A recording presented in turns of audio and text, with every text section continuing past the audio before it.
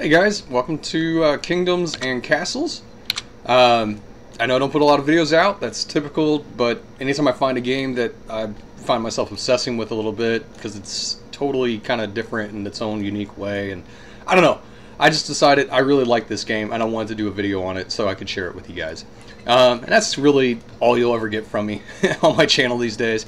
So Kingdoms and Castles is a city building game and city management game. And we're getting ready to get attacked by the Vikings, so I thought this would be a good time to record, just to kind of show the game off and what it is. So, what it is, again, is a city builder and management game. You have your stats here at the bottom, and your wood, your stone, your food, your money, charcoal for like heating homes and cooking, iron for tools and for, oh, here we come, here's the Vikings. Iron is for tools and making armaments, and then blacksmith and tools. Okay, so anyways, Vikings are getting ready to attack now. This is the year 122, so I'm playing on hard difficulty, and I have what I would recommend is if you want to try playing this game, play one game on easy and play it for like, I don't know, because there's no normal difficulty. Play one game on easy for a couple hours and then switch it over to hard and just work on getting a start and working your way, because you're gonna have to play probably about 3 or 4 times before you get a decent start. And as these Vikings get ready to roll in, I'm gonna show you where I started off here.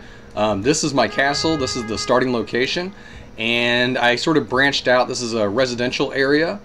There's a library there to keep people happy, and let's pause it because I'm gonna have to move my armament guys a little bit. And then I have my farmland over here. Now the farmland is it's super important. You have to sit here and you have to balance the amount of food coming in with the amount of people that live in your settlement. So right now we're at a pretty halfway decent balance of staying around that 400 to 600 food in the granary, which is where I want to be in case any like floods happen or something happens where I lose a lot of where I can lose like my farms. It's nice to have that. So you can see there's some basic information about the farm here. So we're putting out about 9 food per year, and it shows you some of the plus factors that that make it better. So right now I've just been trying to build up my defenses, make my farms and my food income secure, as well as my financial income. The finances is for supplying the soldiers, and so now we're also working on expanding my castle. And I want to take over this piece of land so that I can put some more residential areas to grow my population. And then I'm going to probably expand out this way to put down more farmland. Though right now I'm trying to maximize the amount of food I can out of the current farm. So this means putting windmills down. This means putting irrigation down so that it's watered and fed. And eventually I'd like to get this pipeline maybe rolled around through here and out here as well, just to put some more farms. But I still have a little bit of land out here that I can supply. So let's see what happens with these Vikings. All right, this is going to be a tough battle. I haven't had a tough battle like this in a while because I've been just knocking them out. But we are looking like we're going to have something going on here. This is the first time they've attacked from this side, so this is good. There's a good chance they're probably going to break through and mess some shit up. However, ooh man, oh man, I did not put enough arrow towers over here, and that's one of the good things about this now. So because they're going to show me my weak points, so let's get this guy over here. We're gonna have a major battle coming on here pretty soon. And I feel like I got one more. Let's see where he's at. There he is. Okay. Nope. Alright. So that's one. And I apologize, my mic isn't too good. My other microphone's really bad. It has a loud humming noise. And so I went with the webcam mic. So we're going to have to make do, guys. Alright. Let's see this happen. Oh, yeah. Really big. Oh wow, that's gonna be bad. So, oh no, that's my granary too. We don't want my granary messed up. So it's gonna be a tough winter because we are gonna be out of food, and I should. Wow, they are really exploiting my weakness here. Really exploiting the weakness here. Okay. Wow, he's going down quick. Yeah. We're going to lose the granary, I bet. That's going to be tough. Actually, we're doing better than I had anticipated. Even though they came through a weak spot, it's going to be a tough winter, though. That is going to be rough. Oh my gosh. Let's see. So, definitely going to be building the walls up here. Okay. Not too bad. Not too bad at all. Not too bad at all. We didn't lose the granary. I had expected to lose that. Though they definitely showed me a weak point in my castle. I really thought the water was going to be enough to sort of protect it. And as we found out, that's not necessarily the case. But hey, not bad. They didn't take really down too much. So overall, that was a pretty successful defense. Let's see what they had to say.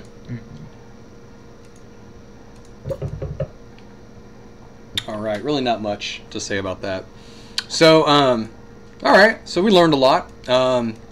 Okay, so food, let's take a look. Our food, the food is the big thing. And it's really a delicate balance. If you have not enough food, people go into starvation, their happiness goes down. When their happiness goes down, you lose the game, actually. You can lose the game based off your happiness being low. But if you have too much food, then the rats come out and they start eating the food. And that has its own problems. Let's see, let's build a bridge. Can you build bridges in a diagonal fashion, I wonder? Or we can we'll build a pier. Yeah, we'll do that. Let's put a pier down here. How much is that? Pier is 10 gold a pop? Okay. Wonder if there's any maintenance cost to that. Alright. We'll get that built, and then what we're going to do is we're going to build a bridge going into this area. And then this is actually a really nice little piece of land to try to control. I can either put, we got some stone supplies, and we got wood, and here's my little farming area for wood. See, I got it all kind of sort of planned out the best I can. This is sort of like my industrial area. So you have your charcoal makers, you got your blacksmith, we have supply stockpiles here, and then over here we have tons of iron and quarries to get rock for my walls, and iron for my armaments and tools. Now, you'll notice that right now I don't have anybody working those locations, and there's a good reason why. You really want to have, over here on the left-hand side, just see where it says idle. I have nobody idle. And so, in order to get these walls built, and they require a lot of people on top of resources, I have to shut down some of my other positions here so that I can get that going. So I have a lot of stone quarries, and most of them are shut down right now to help balance that out. Now, I also am running a little bit lower on the wood side of things, so I'm actually going to build another forester out here. But I think right now, probably the most important thing is that we're going to have to get more stone and get this settlement going over here. And also, I want to start working on getting more housing development over here and getting these walls to be bigger and putting towers up here and defenses. So this is all stuff I need to kind of calculate. In terms of gold, you know, I have 2 treasuries, and right now they're both maxed out on taxing people. So we are barely bringing in enough gold to keep this place running.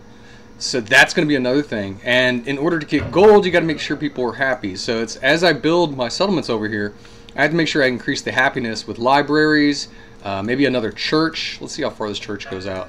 Yeah, another church might be good out here, because I can even expand out, maybe even here, even in the later game.